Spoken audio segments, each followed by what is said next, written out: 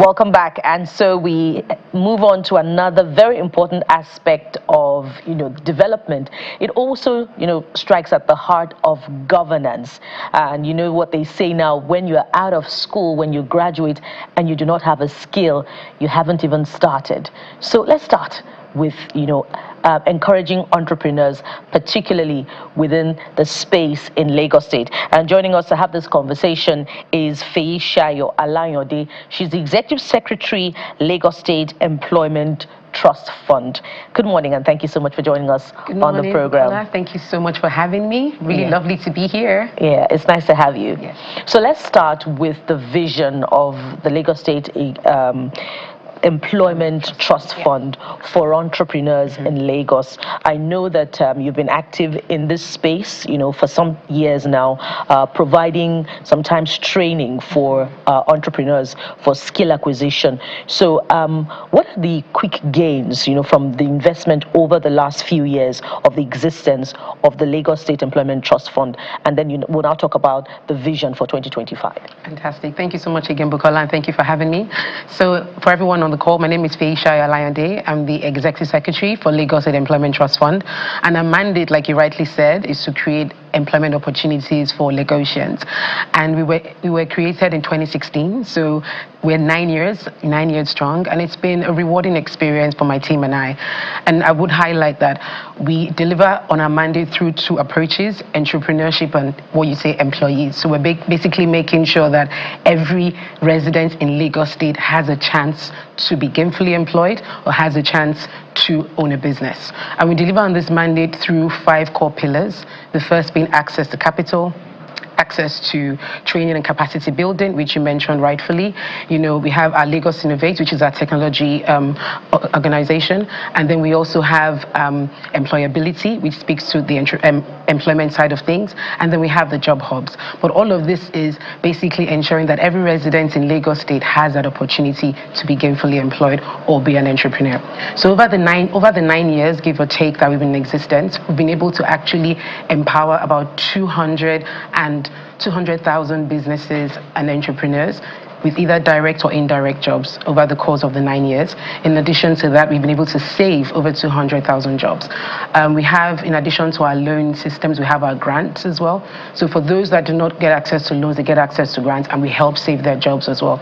So that's the kind of intervention that we've been able to add to the Lagos City residents over the 9 years we've been in existence. Well, 250,000. About 200,000 entrepreneurs, direct and indirect. And I would make a difference, because when we empower an entrepreneur, whether it's giving them access to finance or access to capacity building, they take that training, they take that loan, and then go and do their business, and then they hire more people. So we have direct jobs and then indirect jobs, because that entrepreneur has been empowered to hire 5 more people or 10 more people.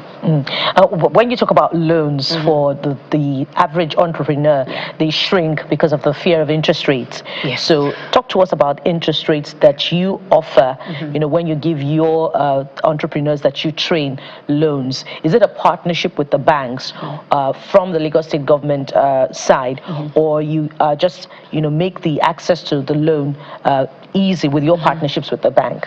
So it's a combination of the two, but I'll start with what we have right now and then what's been the case historically. So right now we have interest rates at 9%. So I do want to stress that single digit, and our Governor Babajide Sanwo-Olu has stressed that we would always have a single digit interest rate under his mandate. So we give loans to ME, what we call the micro enterprises, medium enterprises and small businesses, from 50,000 naira to 5 million naira, depending on the capacity to pay and whatever credit assessments we do on the business, just to ensure the viability. And like I said, it's at 9%, and it goes on from about 6 months to 18 months, depending on our assessment of the business. And I would highlight that whilst we do this solely on our own, we cannot emphasize the need of the ecosystem, and that's where the partners that you've highlighted in terms of commercial banks. So historically, we've had programs where we co-created with commercial banks to actually give these loans, making sure that, one, the beneficiary can pay back, and 2, they're actually using the loans for what it's intended for. But right now, for 2025, it's solely looking at what we are doing within our portfolio, like I highlighted, at the 9% interest rate. Always open to new partnerships, because we can't do this alone. Yeah. But 9% is still high. Well, it's per annum. I should highlight that, per annum. So 9% for the whole year. So you probably find that that's probably the lowest out there when you compare to what's available on the private side and even the public side as well. Okay.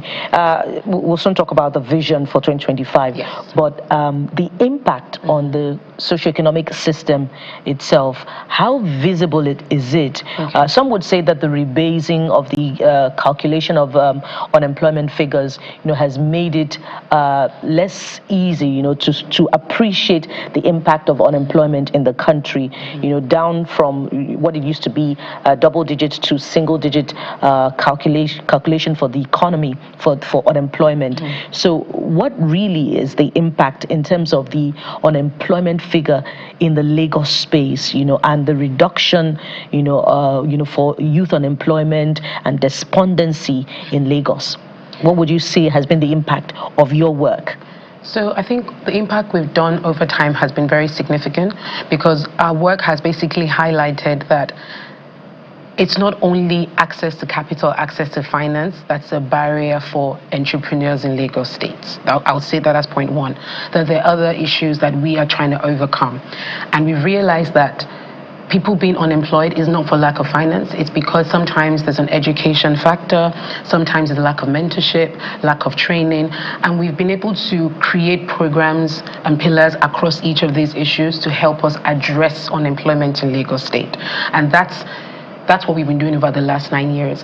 And with the change in the measure, to be honest with you, yes, there's been a difference, but the approach and the output on how we deliver has not changed. And we're still working to ensure that whilst there are more people coming into Lagos State, there are at least less people that are unemployed in Lagos State, or at least have access to short-term employment. Do you have data to be able to help you determine that? Yeah, so we have an active M&E team that actually help us go on the field. For every loan that we give out, we ensure that the beneficiary is using the loan actively, and they're actually using the loan for what it's been designed for. So we have an M&E team that monitor, that track, and we have data published on our website. You can check www.lstef.ng. All of our information is on there. Yeah.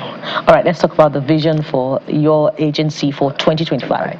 Thank you so much for that. So I think for 2025, I'll start with where we were in 2024, because I joined the agency last year.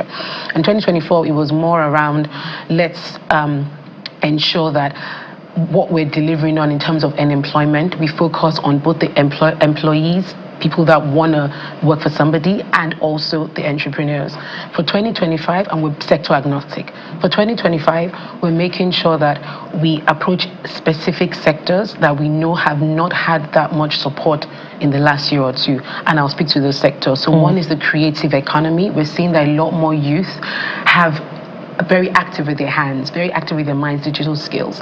So we're looking at the creative economy very closely, and we currently have ongoing projects with partners like KTI, King's Trust International, where we're trying to train 2,000 youth and get them jobs over the next 2 years. So that's something that we're actively looking at for 2025. So that's the creative economy. Another sector that we're looking at is still the trade sector, because that's one sector that without a doubt is very active. We're also looking at the energy sector as well. What about agriculture? I was going to get there. Okay. Agriculture, without a doubt. That's literally what everyone's speaking about. So we're looking to ensure that we grow the agri space. We had a very beautiful success story from the last year, 2 years, where we're able to cluster farmers in Ikorodu. We're able to give them loans to about 24 farmers per cycle. And guess what? Over the 5 cycles we've done with those farmers, we've had 100% collections. So that means every single farmer that has benefited from that cycle has paid back.